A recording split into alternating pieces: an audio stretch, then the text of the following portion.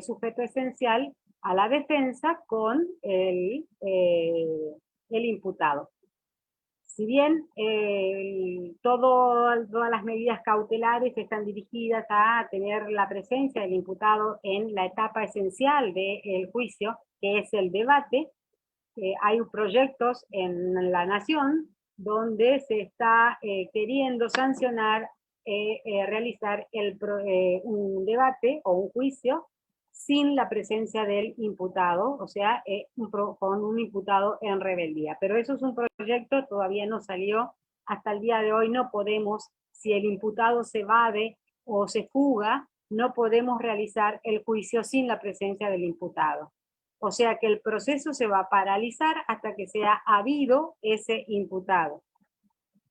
Esa es la esencia del sistema acusatorio. Entonces, la división de roles es lo esencial. Cada cual atiende su juego. El juez que va a decir el derecho, el fiscal que va a adquirir un nuevo estatus, que ya lo va con un estatus constitucional conforme al 120, que ya lo va a explicar Luciana, y la defensa que siempre tiene que estar acompañada de su imputado.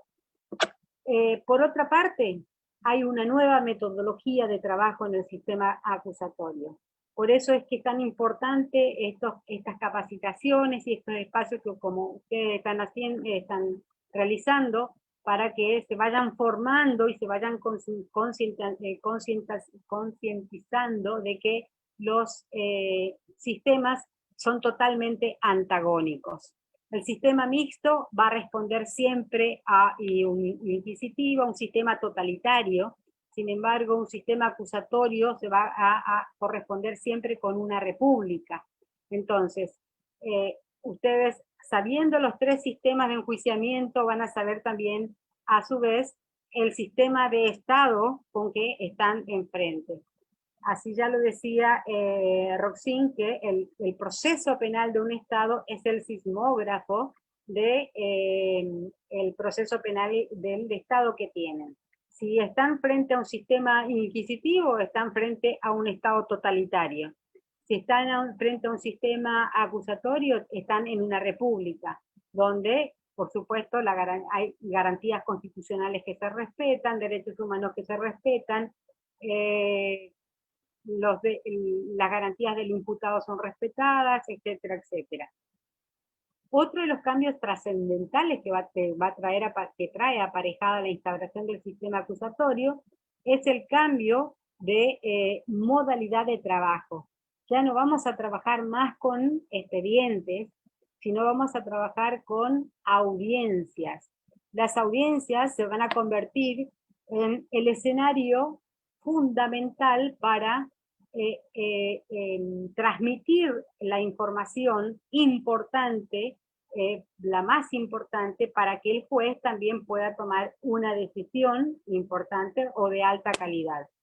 Vamos a tener un proceso dividido también, como lo tenemos ahora, en fases. Una fase que se llama investigación penal preparatoria, y a cuyo cargo lo vamos a tener a un juez que se va a llamar juez de garantías, porque va a estar exclusivamente para garantizar el cumplimiento de los derechos de las partes, tanto de la fiscalía, tanto del imputado, de las víctimas. Y en la segunda fase vamos a tener un tribunal que puede estar compuesto por 3 personas, o bien va a ser un jurado, como lo dice la Constitución. Yo sé que hay muchas opiniones en contra del jurado, pero si está en la Constitución, es una manda incumplida desde hace 170 años, por lo tanto, debemos cumplir, nos guste o no nos guste. Ahora, si no, a los que no les gustan tendrán que juntar una convención constituyente y podrán reformar esta parte de jurados. Pero por lo menos hasta el día de hoy, hay 3 artículos que son centrales y que es la base constitucional de la Argentina en lo que se refiere a jurados. Por otra parte, tenemos ya la tercera de las características de este sistema acusatorio, aparte de las nuevas funciones o los nuevos roles de los sujetos. Lo segundo es que cambiamos, nos olvidamos de los expedientes y trabajamos por medio de audiencias, va a haber tantas audiencias como peticiones realicen los litigantes, vamos a tener en tercer lugar una reestructuración, digamos, de tanto estructural como de personal, porque ya los juzgados no van a necesitar tantas personas, sino que los que van a necesitar muchas personas va a ser el Ministerio Público Fiscal, que va a ser el encargado de investigar los delitos y de los ministerios públicos de la defensa, que también van a tener más trabajo, si bien ya saben que en penal el 90% de las defensas son defensas oficiales, porque en la misma selectividad del sistema penal selecciona solamente a la mayoría a gente humilde o gente pobre que no pueda abonar los servicios de un abogado particular. Por eso es que el 90% son defensores oficiales. Y por último, el gran cambio que va a tener este sistema acusatorio es que viene acompañado o viene de la mano de una nueva disciplina que se llaman técnicas de litigación, oral, que no solamente van a ser, se iniciaron en el proceso penal, sino que van a ir extendiéndose poco a poco a todas las disciplinas del derecho. Por eso es tan importante la capacitación en estas técnicas de litigación oral, donde se les va a enseñar lo que es la teoría del caso, cómo se va a presentar en el debate un caso, cómo se van a producir las pruebas en el debate, qué es un examen, qué es un contraexamen, un alegato de apertura o una presentación del caso, y para finalizar un alegato de cierre o un alegato de clausura, digamos. Todo eso va a ir acompañado de un sistema acusatorio que ustedes lo van a estudiar cuando den procesal penal. Nosotros le vamos a dar algo de lo que podamos dar, de litigación, pero hay una cátedra optativa que es litigación oral que lleva Gaby Aromí. Entonces podrán inscribirse. Yo les aconsejo a todos que siempre opten por esa cátedra, que les va a ser muy útil cuando ejerzan la profesión, cuando ya la mayoría de los que hacen procesal están a punto de recibirse. Por lo tanto, tienen que ya ir familiarizándose con estas técnicas de litigación oral. Por último, como para finalizar, les tengo que comentar que para hacer una reforma procesal penal se requieren sí o sí de 3 patas que no pueden faltar. En primer lugar, y lo más fácil, es el cambio de códigos o el cambio de ley. Tener un código nuevo, como lo tenemos ahora acá en Corrientes, tenemos ya un código procesal penal. En segundo lugar, tenemos que tener un mínimo de presupuesto, porque todo está pensado en función del sistema inquisitivo o del sistema mixto. Hasta las estructuras o las oficinas judiciales están pensadas en forma de vertical. Entonces, ahora con un sistema acusatorio vamos a tener todos en forma horizontal, de modo que necesitamos un mínimo de presupuesto para el cambio o para poner en implementación el nuevo código. Y lo más importante, el tercer elemento que se da desde México hasta Tierra del Fuego, son las técnicas de capacitación.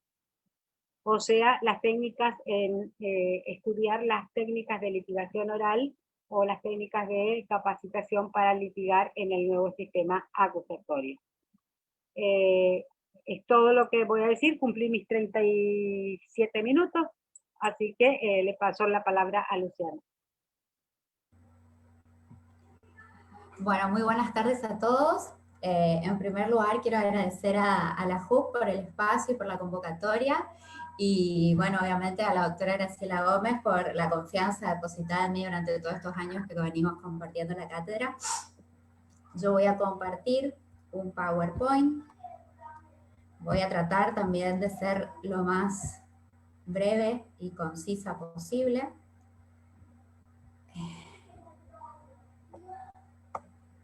¿Se ve? Sí. Perfecto.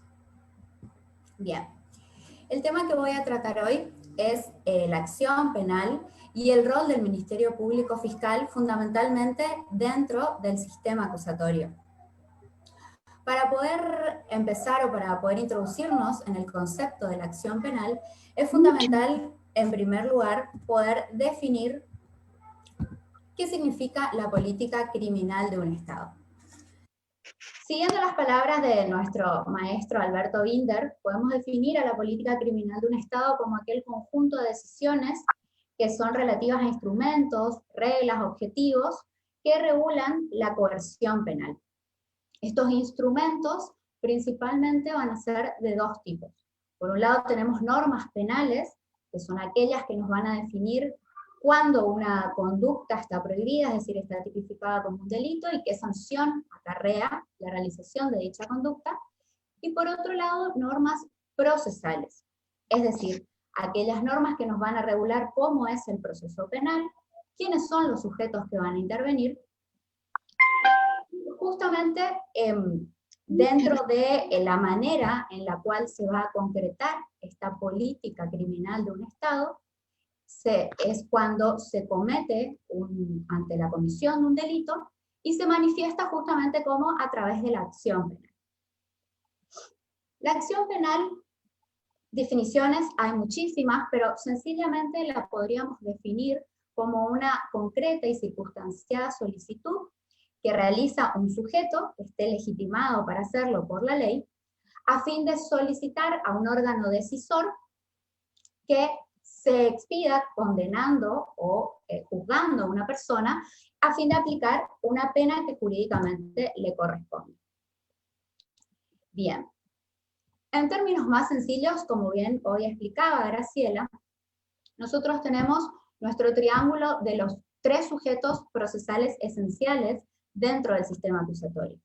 Por un lado tenemos el juez, que en el sistema acusatorio es un juez de garantías, que está encargado de velar por la legalidad del proceso y porque se cumple el debido proceso constitucional.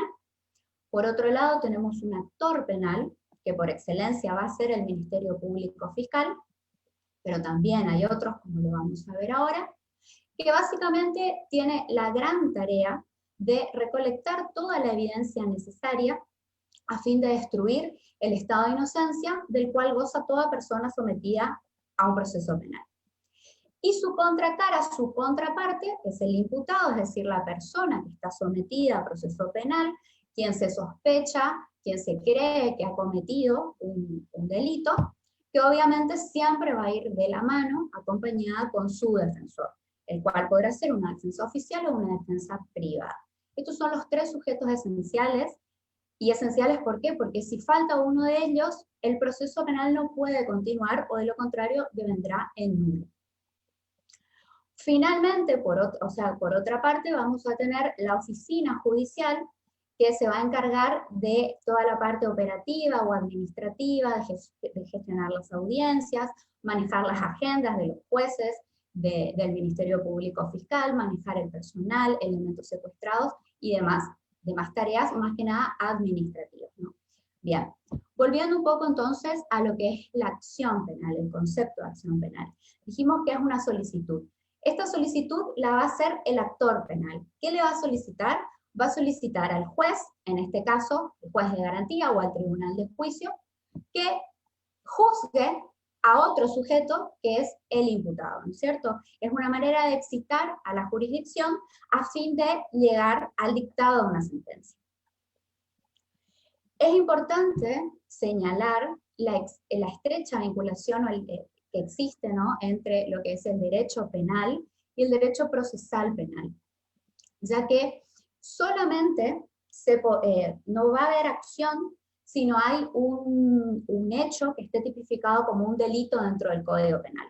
Y esto es lo que esto es el gran freno que se le pone al poder punitivo del Estado, es el límite al poder punitivo del Estado, ya que el Estado no va a poder perseguir cualquier conducta, solamente podrá perseguir aquellas que estén tipificadas como delitos dentro del Código Penal o sus leyes complementarias.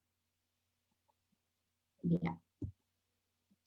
La acción penal, a su vez, se clasifica en dos grandes grupos.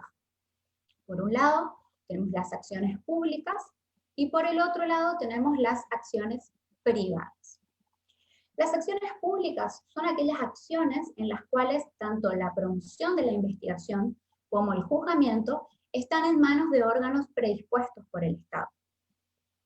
¿Esto qué significa? Que el Estado ha expropiado de los particulares el conflicto social y ha instaurado órganos específicos para llevar adelante la investigación y el juzgamiento. ¿Con qué fin? Con el fin de restablecer la paz social que ha sido quebrantada por el delito. Entonces, estos órganos, que son, por un lado, el Ministerio Público Fiscal, que va a estar a cargo de la promoción de la investigación, y del juzgamiento, obviamente, los jueces. Es importante señalar, como decía Graciela, uno de los caracteres fundamentales del sistema acusatorio, que es justamente la división de roles o de funciones entre la investigación y el juzgamiento. Esta división de funciones, en buena hora, ha sido regulada en los códigos procesales modernos. Por ejemplo, tanto el artículo 9 del Código Procesal Penal Federal como el del Código Procesal Penal de la provincia de Corrientes, el nuevo Código Acusatorio, ambos que se están implementando de manera paulatina, tanto en el ámbito federal como en el ámbito provincial, establecen en este artículo 9 justamente la separación de funciones, estableciendo que bajo ninguna circunstancia el Ministerio Público Fiscal podrá realizar actos de juzgamiento y el juez bajo ninguna circunstancia podrá realizar actos que impliquen la persecución penal o instar la acción penal o actos de investigación. Entonces, dentro de las acciones públicas, a su vez tenemos dos grandes subgrupos: aquellas acciones públicas perseguibles de oficio y las acciones públicas dependientes de instancia privada. Este artículo 71 que yo menciono ahí es el artículo 71 del Código Penal, que regula el ejercicio de las acciones, estableciendo como regla general que todas las acciones del Código Penal van a ser acciones públicas perseguibles de oficio, se inician como acciones públicas perseguibles de oficio, salvo aquellas que sean dependientes de instancia privada o las acciones privadas. Entonces tenemos que como regla nuestro código de fondo nos establece justamente esto: acción pública perseguible de oficio. ¿Qué significa esto? Esto significa que el Estado, ante la mera sospecha o cuando toma conocimiento de la posible comisión de un delito, tendrá que iniciar la investigación. No necesita de la excitación de un particular para iniciarla. Deberá hacerlo de oficio.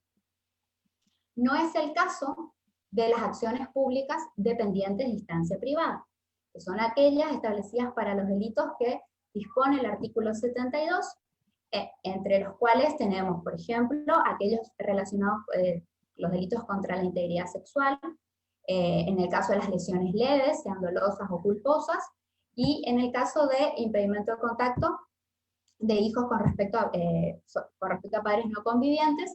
Estos delitos son delitos de acción pública pero dependientes de instancia privada. ¿Esto qué significa?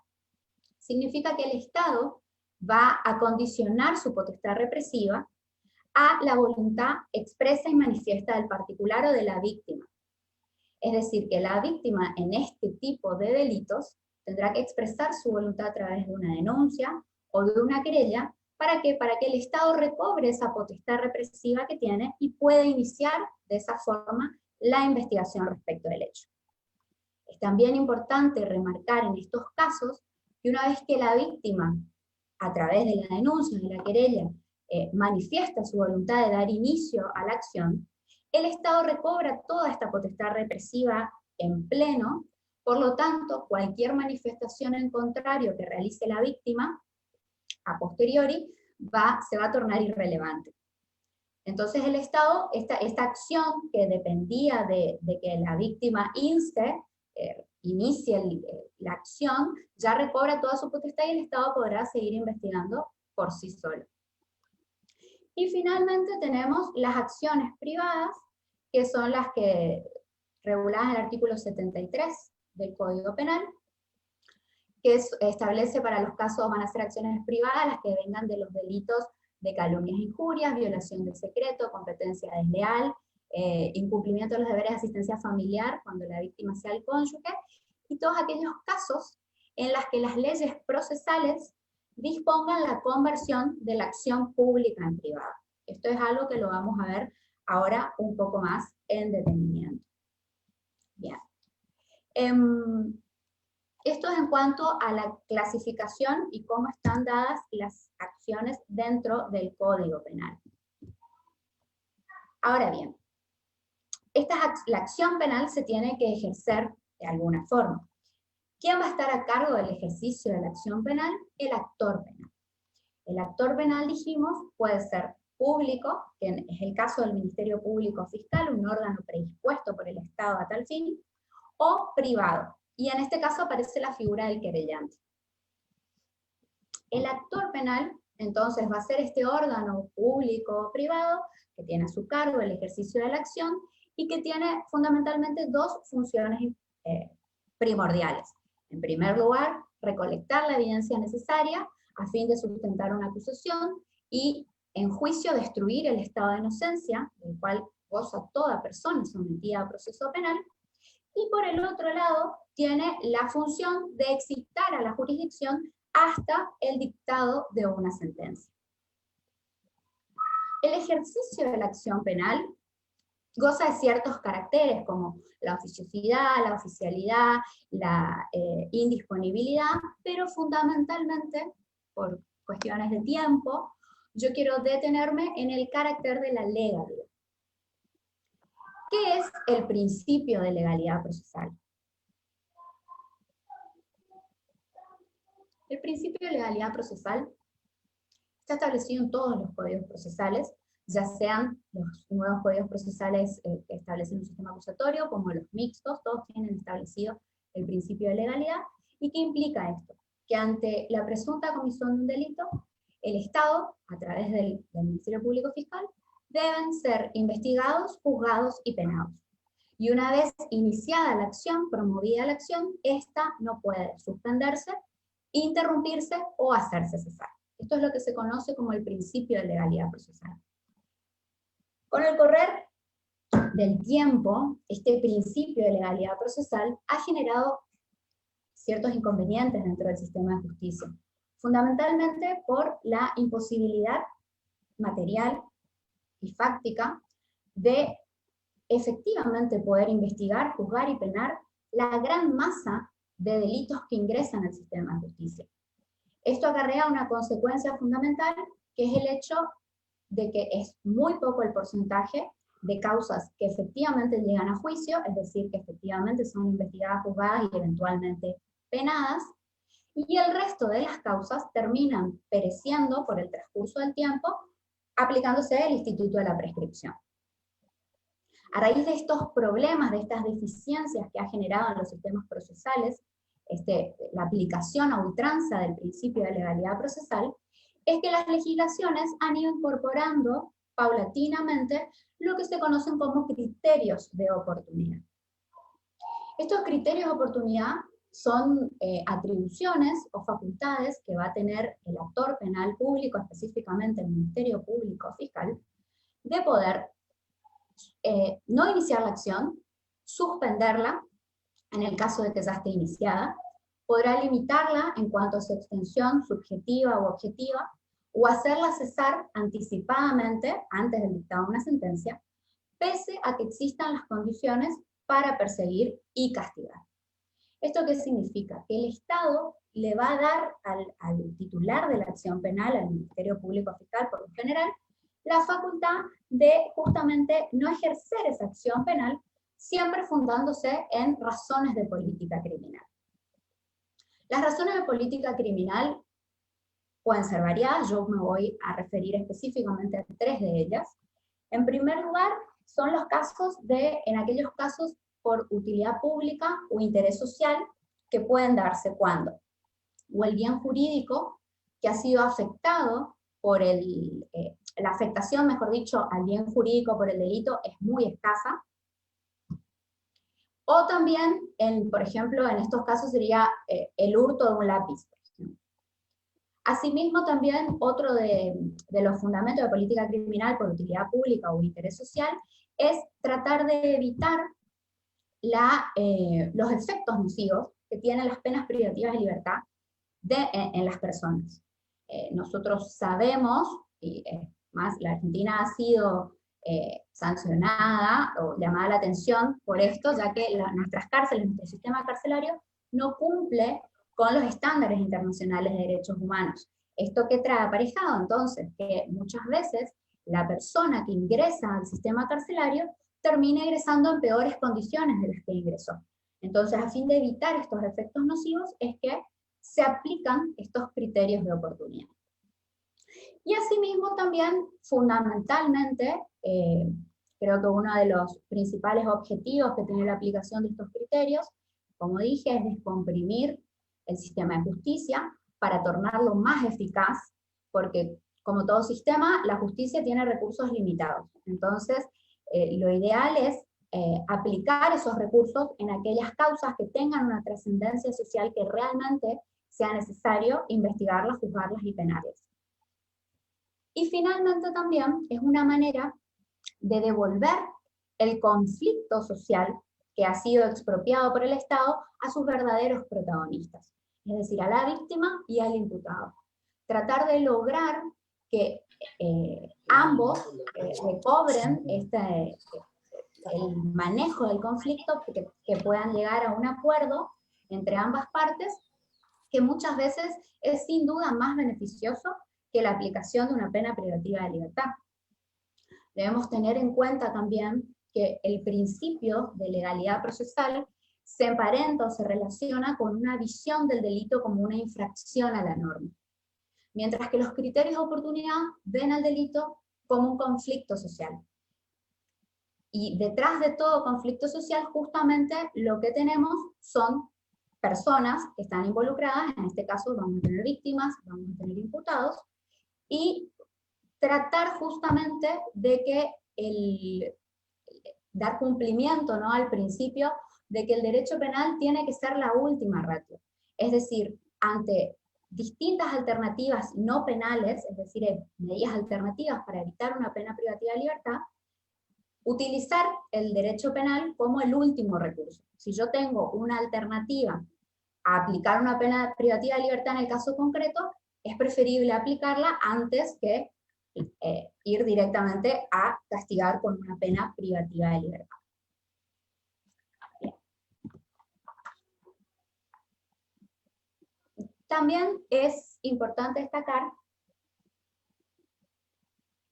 que existen dos tipos de criterios de oportunidad. Tenemos el criterio de oportunidad libre, que es el utilizado en el derecho anglosajón, en el cual el fiscal tiene una libre disposición en el ejercicio de la acción, mientras que en nuestro derecho procesal penal, tanto en el ámbito federal como en el ámbito de las provincias, tenemos criterios de oportunidad reglados. ¿Qué significa esto? Nosotros partimos como regla del principio de legalidad, pero los códigos procesales, la ley procesal, va a establecer en qué circunstancias, en qué supuestos, y con qué procedimiento y en qué casos se podrán aplicar criterios de oportunidad. Todos los códigos modernos tienen regulados justamente estos criterios de oportunidad, bajos por lo general los títulos que se denominan las reglas de disposición de la acción penal. Estos artículos que ustedes ven acá, el artículo 30, el 31, están basados en el Código Procesal Penal Federal, pero el Código de la Provincia de Corrientes tiene una regulación también bastante similar, al igual que los códigos de las demás provincias. A modo de ejemplo, el artículo 30, donde habla de las reglas de disponibilidad de la acción, establece que el Ministerio Público Fiscal podrá disponer de la acción penal, ya sea por aplicación de un criterio de oportunidad, por conversión de la acción penal, por acuerdos de conciliación o en los casos de suspensión del proceso a prueba. El Código de Corrientes lo regula de manera similar, nada más que no menciona la conversión de la acción, sí menciona los acuerdos de conciliación o reparación integral del daño, suspensión del proceso a prueba y aplicación de un criterio de oportunidad. ¿Por qué? Porque el Código de Corrientes, la conversión de la acción, lo trata con una regulación específica, que es la presentación de una querella autónoma, pero que es a grandes rasgos, básicamente muy parecido. Asimismo, los códigos establecen restricciones a la aplicación de estos criterios de oportunidad. No siempre se pueden aplicar. La principal restricción que imponen se va a dar en aquellos casos en que el imputado sea un funcionario público y haya cometido el delito en función de su cargo, o en aquellos casos en los que el delito se da en un contexto de violencia doméstica, dice el Código Federal.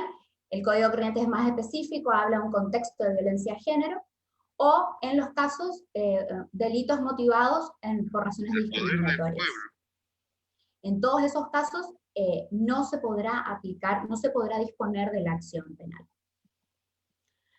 Para adentrarnos brevemente en qué consiste, a grandes rasgos, cada uno de estos criterios de esta aplicación de criterios de oportunidad, por ejemplo, el artículo 31 del Código Procesal Penal Federal establece que el fiscal podrá disponer de la acción con respecto a uno o alguno de los partícipes del delito, en aquellos casos, por ejemplo, en que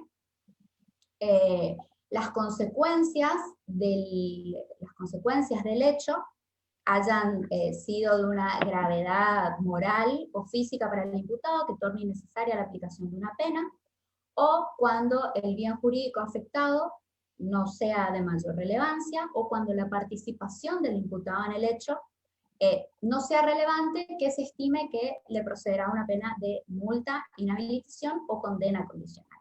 En esos casos se habilita justamente al Ministerio Público a aplicar el criterio de oportunidad. ¿Y cuál es el gran efecto que tiene la aplicación de estos criterios? Es que extinguen la acción penal, es decir, el proceso se termina antes del dictado de una sentencia condenatoria, que sería el dictado de una sentencia condenatoria o absolutoria, que es el modo normal de terminación de un proceso penal, y justamente inhibe la persecución penal respecto a esa persona por el mismo hecho. Por otro lado, respecto a los casos de conversión de la acción, ¿qué significa esto? Los códigos habilitan para casos específicos que la acción que originariamente nació como una acción pública pueda convertirse en una acción privada. El Código Federal lo establece para aquellos casos en que a solicitud de la víctima, cuando el Ministerio Público Fiscal decidió aplicar un criterio de oportunidad, o en aquellos casos en los que finalizada la investigación, el Ministerio Público no recolectó la prueba suficiente para formular su acusación y va a pedir el sobreseimiento del imputado, se habilita a la víctima a pedir la conversión de la acción penal. Es decir que, como el Ministerio Público Fiscal decide, como actor penal exclusivo por excelencia, decide no proseguir con la acción, se le da la oportunidad a la víctima para que no vea frustrados sus derechos y que pueda tomar, la víctima pueda ponerse en el lugar de titular de la acción penal, ejercer la acción penal y llegar al dictado de una sentencia que pueda o no satisfacer su pretensión. Se le da esa posibilidad. Obviamente siempre, y es muy importante remarcar, a diferencia de lo que sucede actualmente en los sistemas mixtos, la víctima tiene una amplia gama de derechos dentro del proceso penal, por más que no esté constituida como querellante, siendo solamente la víctima del delito. Entre ellos está justamente el derecho que tienen de que todas las decisiones que se tomen en el proceso que le incumben deban serle notificadas y a su vez también tiene que ser escuchada. Entonces es así que se le da la posibilidad a la víctima de convertir, de transformarse, digamos, en el titular exclusivo de la acción penal y poder continuar excitando a la jurisdicción hasta el dictado de una sentencia. Asimismo, se habilitan los acuerdos de conciliación entre el imputado y la víctima. En aquellos casos, el Código Federal establece para aquellos delitos de contenido patrimonial que no se hayan cometido con grave violencia en las personas, como así también para las lesiones o para los delitos culposos que no devengan ni en lesiones gravísimas ni en la muerte del ofendido. En esos casos, las partes podrán llegar a un acuerdo de conciliación, el cual tiene que ser presentado ante el juez, obviamente para su homologación, En estos casos particularmente, mientras estén en la etapa de cumplimiento del acuerdo, el legajo de investigaciones se reserva, y una vez que se constate que el acuerdo se ha cumplido, la acción penal se extingue.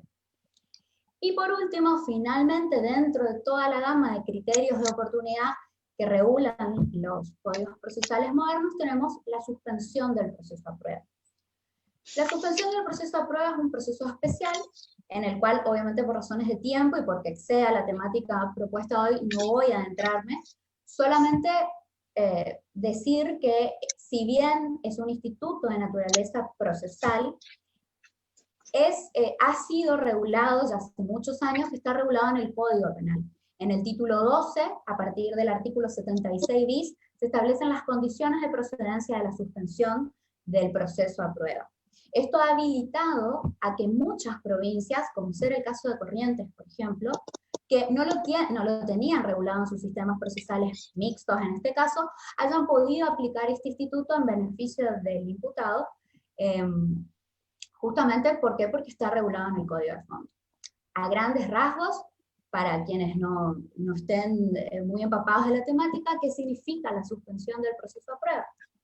Es básicamente eso, suspender el proceso en el estado en el que se encuentre por un lapso determinado de tiempo que lo va a disponer el juez, que puede ir entre 1 a 3 años, dependiendo el delito.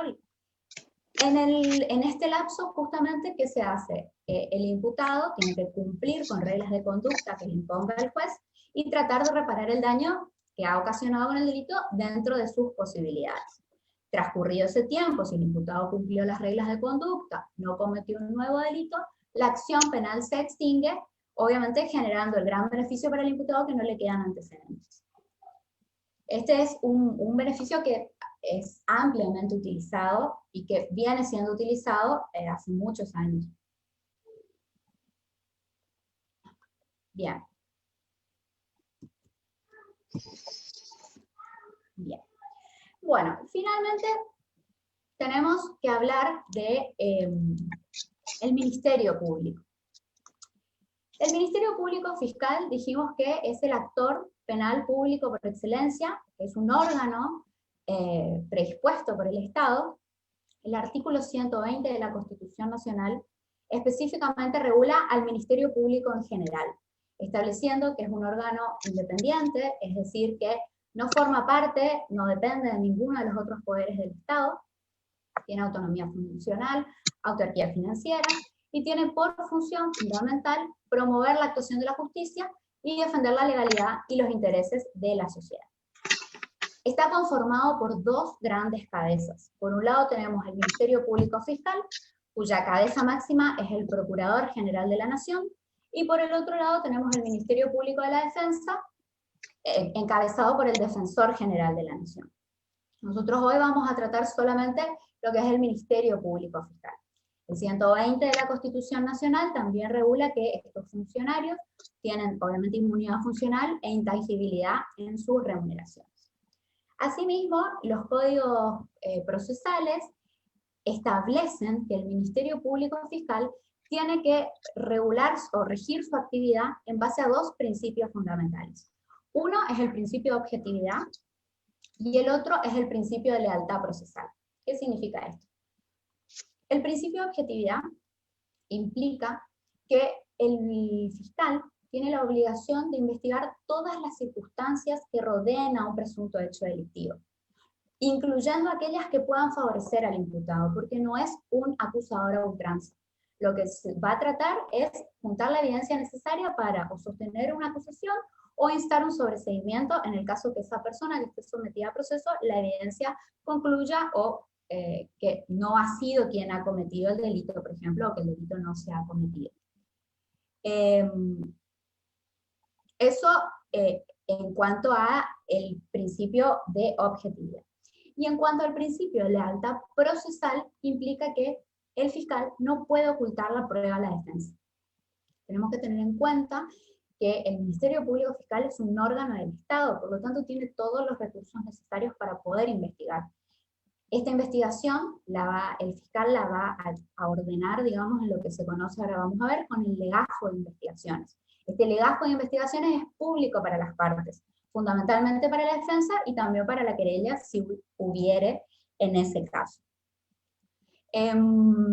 Entonces, bien, el Ministerio Público Fiscal como conjunto de funcionarios, que obviamente se rigen por una ley especial, también a diferencia, y esto es importante remarcarlo, a diferencia de los jueces, que son independientes e imparciales, el Ministerio Público Fiscal tiene una estructura vertical y jerárquica. Es decir, que la cabeza del Ministerio Público es quien da las directivas al resto de los fiscales. Esto me parece muy importante remarcar, porque hoy en día está, por lo menos en esta semana, escuchando las noticias, ¿no?, está muy en boga el tema de la nueva designación de un nuevo Procurador General de la Nación. Nosotros en el ámbito general, tenemos un Procurador General, que es el doctor Eduardo Casal, que está como interino, y se está proponiendo la designación del doctor Rafecas a fin de que ocupe este cargo de la Procuración General de la Nación. ¿Y por qué es esto tan relevante, tan importante? Si bien siempre fue una figura de mucho peso, en este momento, con la implementación del Código Procesal Penal Federal de corte acusatorio, esta figura cobra una relevancia mucho mayor. ¿Por qué? Porque el jefe de los fiscales, la cabeza del Ministerio Público Fiscal, es quien finalmente va a definir cuál es la política criminal del Estado, es decir, que va a bajar la directiva a los demás fiscales inferiores, digamos, respecto a qué se va a investigar, cómo se va a investigar y a quién se va a investigar. Entonces, una figura de alto peso, de alta trascendencia. Justamente, ¿por qué? Porque en el sistema acusatorio nosotros recordemos que el sistema mixto, que es todavía el que se está aplicando acá, por ejemplo, en la capital de Corrientes, o a nivel federal, en aquellas provincias que todavía no empezaron con la implementación del Código de Corte Acusatorio, si el fiscal no investiga, no importa. ¿Por qué? Porque tenemos un juez de instrucción que puede investigar y juzgar. En cambio, con la instauración del sistema acusatorio, esto está completamente prohibido. Esta confusión de roles ya no puede existir. Entonces ya no va a haber un juez de instrucción que investigue por más que el fiscal no lo haga. Solamente lo va a poder hacer el fiscal. Entonces esto es el rol del Ministerio Público Fiscal esencial que va a tener en este nuevo sistema procesal. Me gustaría remarcar que si bien en los sistemas mixtos el fiscal existe, claramente siempre ha existido, y también es el titular de la acción penal, pero al existir esta figura del juez de instrucción, la actuación del Ministerio Público Fiscal en el sistema mixto es un poco más deslucida, es decir, en el sistema mixto el fiscal no investiga por sí solo, sino lo que hace, como al ser una parte dentro del proceso, le solicita al juez de instrucción que realice las diligencias, quien las podrá, obviamente, si las considera pertinente y útil, llevar a cabo o no. Mientras que en el sistema acusatorio, el fiscal va a realizar la investigación de manera autónoma. Solamente en aquellos casos que se vea afectada alguna garantía constitucional, es que el fiscal deberá pedir autorización al juez de garantía.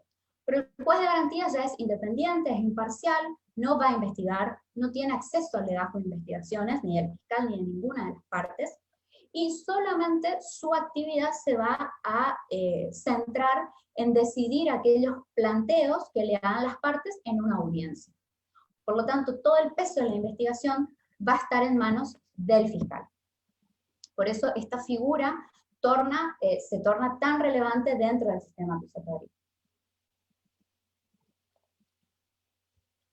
Esta investigación penal preparatoria, que se puede iniciar a través de una denuncia, a través de una investigación de oficio por parte del fiscal, o a través de la intervención de la prevención de las fuerzas de seguridad, tiene un objetivo fundamental, que es que justamente el Ministerio Público Fiscal colecte la evidencia necesaria a fin de tratar de establecer si hay un delito, quién lo ha cometido, y justamente recolectar esta información a fin de fundar una acusación. Acusación que después, en la etapa del juicio, deberá sostener y es allí donde deberá, justamente con su acusación y con toda la prueba que ha colectado, destruir el estado de inocencia de este imputado que es sometido a proceso. Estas evidencias que se van a recolectar durante la etapa de investigación penal preparatoria se van a colectar en lo que se denomina el legajo de investigación, que a diferencia del expediente, que es, por lo general, son muchos cuerpos, foliados, que tienen muchísimas formalidades, el legajo de investigaciones va a ser es un conjunto de notas, informes, evidencias que va recolectando el fiscal a lo largo de la investigación, no está sujeto a ninguna formalidad, al cual tienen acceso obviamente las demás partes, quienes también es importante destacar que tanto la defensa como la querella, en el caso que exista, dentro de un caso concreto, también pueden llevar adelante sus propios legajos de investigaciones, porque es allí donde se va a plasmar la teoría del caso del fiscal. Es decir, cuál es la versión del hecho que está investigando y que eventualmente la podrá sostener en un juicio.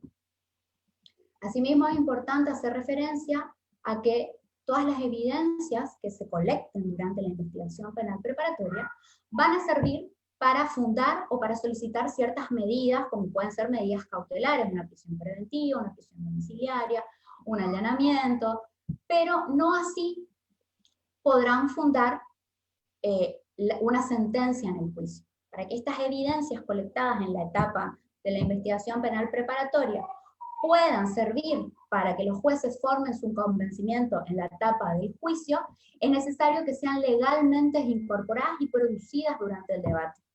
Un debate público, oral, continuo, contradictorio, en el cual las partes van a poder justamente desplegar todas estas herramientas de litigación de las que hablaba Graciela, y ahí es donde justamente se va a ver el principio de contradicción entre ambas y la versión, la teoría del caso más fuerte, justamente logrará su cometido, y es allí donde finalmente el tribunal de juicio o el jurado evaluará si dicta una sentencia condenatoria o absolutoria. Pero bueno, fundamentalmente el rol del Ministerio Público Fiscal en este sistema acusatorio se hace mucho más fuerte, mucho más relevante, y tiene gran importancia sobre todo en la etapa de investigación, que es allí donde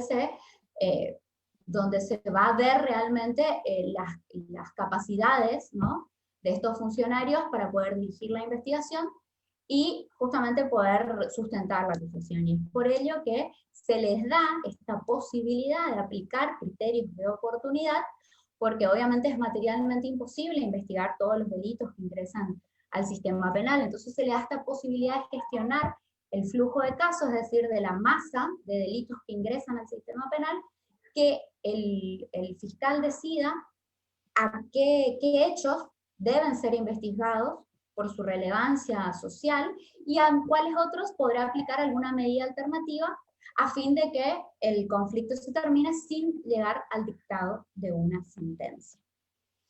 Bueno, esto es todo en cuanto a lo que es la acción penal, el rol del Ministerio Público Fiscal.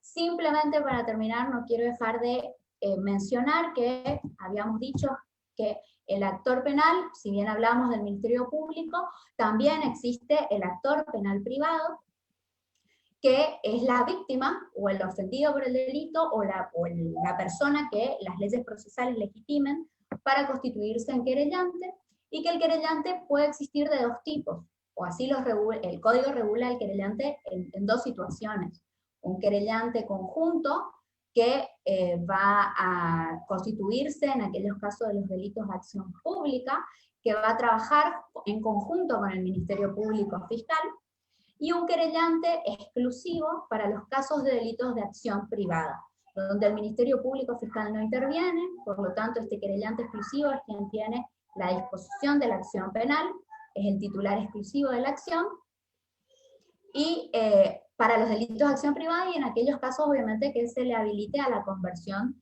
de la acción pública en privada, o en el caso del Código Corrientes que se habilite a la víctima a presentarse como querellante o presentar una querella autónoma. Así que bien, bueno, eso no quería dejar de mencionar que el Ministerio Público no es el único actor, sino que la víctima también puede ingresar al proceso a través de esta figura. Bueno, eso es todo. Espero que les haya servido. No sé si hay preguntas. Doctora, muy clara la verdad, ambas. Primero la doctora Gómez, con una introducción un poco, un repaso histórico en lo que fue el sistema acusatorio, el sistema mixto y después con lo que tendría a ser el sistema acusatorio y la necesidad desde lo constitucional y desde los fallos de la Corte de que se implemente realmente en todo el país. Como sabemos, es algo que por ahí en algunas provincias todavía están bastante pasados en ese tema. Por suerte en Corrientes, el último Código Procesal Penal ya es de corte acusatorio, si bien no tiene todavía el juicio por jurados, como sí en el Chaco. Y la doctora Bariani también con un panorama de lo que es la acción penal como inicio del proceso penal y el Ministerio Público como actor penal público, y también profundizando bastante en lo que son los casos, criterios de oportunidades. Se me escucha bien, ¿no? Y bueno, ahora abrimos un espacio de intercambio. Quien quiera preguntar, dejar preguntas en el chat o abrir su micrófono para poder intercambiar con las doctoras. Sin miedos, ¿eh? ¿Cómo, doctora? Sin miedos. Estamos en una charla descontracturado como el legajo del fiscal en el sistema acusatorio. De que pregunten lo que quieran. Ahí le deja una pregunta en el chat, le paso a leer. Ariana dice, buenas tardes, quería hacer una pregunta sobre el juicio por jurados. Si este sistema está consagrado en la Constitución Nacional, ¿por qué tarda tanto en establecerse por ley y por qué solo en algunas provincias? Porque es una cuestión política.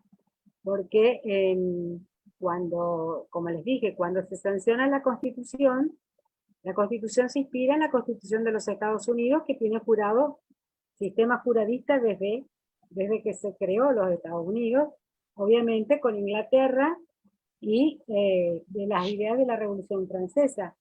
Pero para nosotros, no obstante que para nuestros constituyentes, evidentemente querían que nosotros sigamos con la tradición juradista, pero cuando se sancionan los códigos procesales, copian lo que estaba en Europa de moda, que era el código de Napoleón, netamente inquisitivo, y obviamente un sistema inquisitivo o un sistema mixto no se condice jamás con un jurado. El jurado solamente puede andar o puede funcionar dentro del contexto de un sistema acusatorio. Por eso es que les dije hoy que es tan importante conocer los distintos sistemas para saber en qué instituto o en qué sistema va con cada uno de ellos.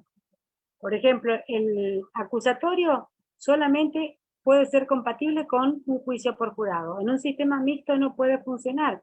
Entonces, ustedes me pueden decir, pero si en la Constitución en ningún lado dice que el proceso penal debe ser acusatorio. ¿Sí? Es cierto, en ningún lado lo dice, pero de una interpretación sistémica, integral de la Constitución, vamos a encontrar, primero, que tenemos 3 artículos que hablan del juicio por jurado, que es lo que llamamos la base constitucional del jurado en Argentina. Y por otro lado tenemos otro artículo, por ejemplo, cuando se va a hacer un juicio político, donde se habla de una división de funciones. Cuando se va a remover un magistrado, por ejemplo, o un legislador, dicen que la Cámara de Diputados hará de Cámara de Investigación y la Cámara de Senadores hará de Cámara de Juzgamiento. Entonces está dividiendo nuevamente los roles. Entonces, de allí viene el establecimiento del sistema acusatorio, que es la base, la división de roles. O sea que hay elementos suficientes como para decir que en Argentina la Constitución Nacional establece un sistema acusatorio y conjurado para el sistema penal. Y han tardado tantos años justamente porque no había decisión política. hasta que empezó hace aproximadamente 20, 25 años, empezó, no obstante que tenemos antecedentes, ya le dije, en 1810 ya había jurado para los delitos de imprenta, por ejemplo. En una localidad de Neuquén, en una colonia belga, él había jurado que perfectamente funcionaba, o sea que tenemos antecedentes en Argentina desde la época de la colonia. Pero después fue netamente olvidado, ¿por qué? Porque el sistema inquisitivo fue arrollando todo, el Estado se expropió de todos los conflictos de los particulares, por eso lo hizo todo estatal, lo hizo todo oficial, que ahora se está viendo una distinta mirada al proceso penal y al derecho penal, sino que se lo ve ya no como una aplicación estrictamente punitiva del Estado, sino se ve como una instancia de solución de los conflictos sociales. En eso es lo que se tiene que convertir el proceso penal, darle una solución a la víctima y al victimario y salir lo más rápido posible de ese conflicto, que es lo que se aspira con el sistema acusatorio y es la nueva concepción del sistema penal. Y también del derecho penal, digamos, porque al lado de las medidas de seguridad y las penas privativas de libertad, aparece lo que ustedes y los que ya vieron penal, aparece una tercera vía o una tercera rama del derecho penal, que es la reparación. O sea, vamos a reparar todo lo que se pueda reparar entre víctima y victimario y tratar de solucionar ese conflicto que ha generado la comisión de un delito. Al solucionar el conflicto, restablecemos esa paz social que quebró el delito y además afianzamos la justicia, que es lo que dice el preámbulo. No obstante que quiero escuchar que en Corrientes no tenemos todavía jurado, tenemos proyectos. Hace unos 20 días más o menos el diputado Manuel, no lo conozco, Manuel ha presentado un proyecto de ley de jurados que nos juntamos un grupo de profesores como para establecer ciertos puntos que hay que debatir. Porque, por ejemplo, la mayoría de las leyes de jurados en Argentina establecen cuáles son los delitos que van a ser juzgados por jurado. ¿Por qué hacer esa distinción taxativa? Si el 18 dice, el 118 de la Constitución Nacional dice expresamente, todos los juicios criminales terminarán por medio de juicio por jurados cuando se implemente esta ley en la República Argentina. Entonces, hay una taxatividad de delitos que van a ser juzgados por jurados. Eso es para discutir mucho, pero que no corresponde ya ahora porque ya es netamente de jurados, digamos, pero habría que ir ampliando este catálogo porque en el proyecto de ley que se presentó el diputado Manuel Aguirre, que se establece solamente para 3 tipos de delitos. Generalmente todas las leyes en Argentina son delitos graves, delitos mayores a 15 años de prisión. Y es un derecho del imputado que puede elegir que sea juzgado por sus pares o que sea juzgado por jueces técnicos, porque tenemos esas 2 posibilidades en Argentina. O sea que es una cuestión de decisión política. Vamos a ver qué pasa en Corrientes.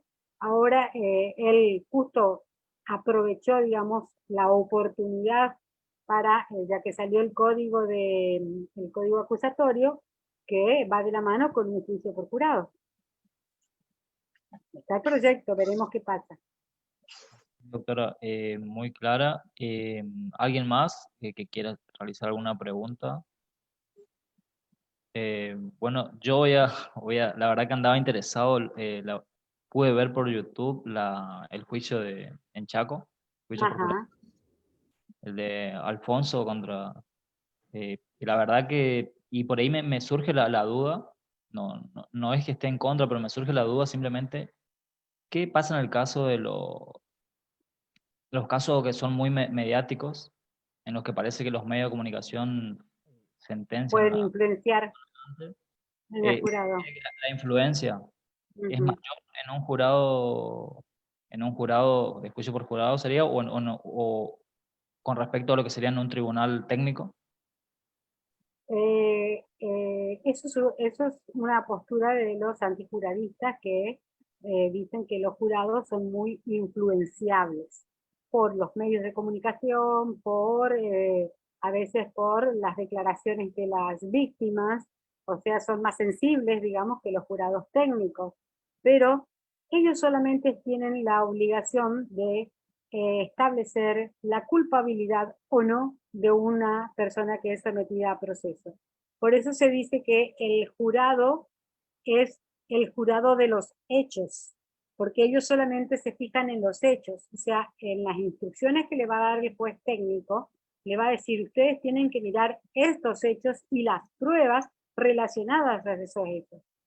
Por eso se le llama al jurado el jurado de los hechos y al juez técnico el jurado del derecho, que es para complementar la motivación o la fundamentación de las sentencias, que en Argentina es obligatorio porque tenemos una república.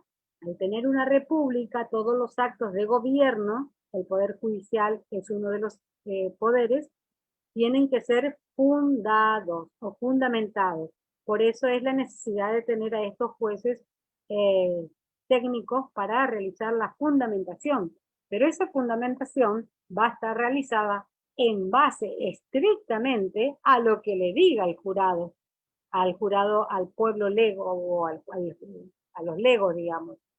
A mí me preocupa mucho más cuando sea un jurado donde deban intervenir los pueblos originarios.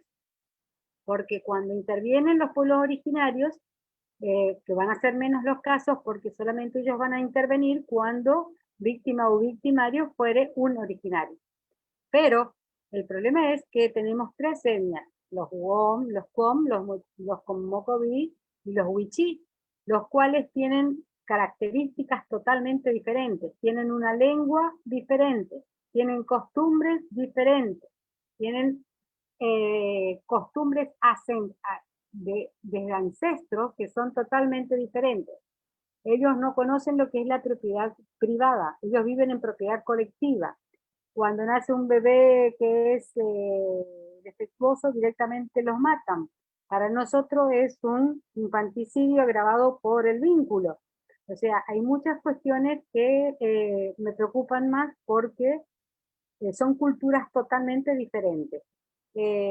Pero por eso, y además que van a tener que tener un intérprete, no un intérprete como el que tenemos nosotros ahora aquí cuando van a declarar los brasileros con un portuñol, no, tienen que tener intérpretes con títulos de intérpretes oficiales de lenguas nativas.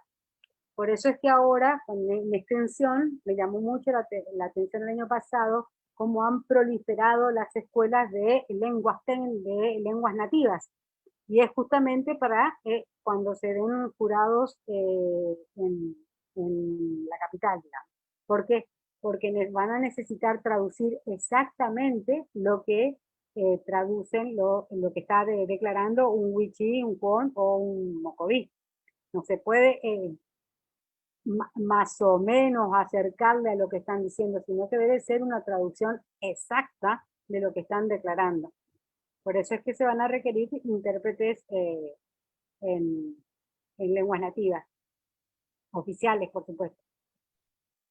Sí, tengo entendido que la ley del Chaco es la única en el mundo que contempla ese Sí, por eso es muy elogiada y además que con muy buen criterio aplicado para condenar lo que es la unanimidad.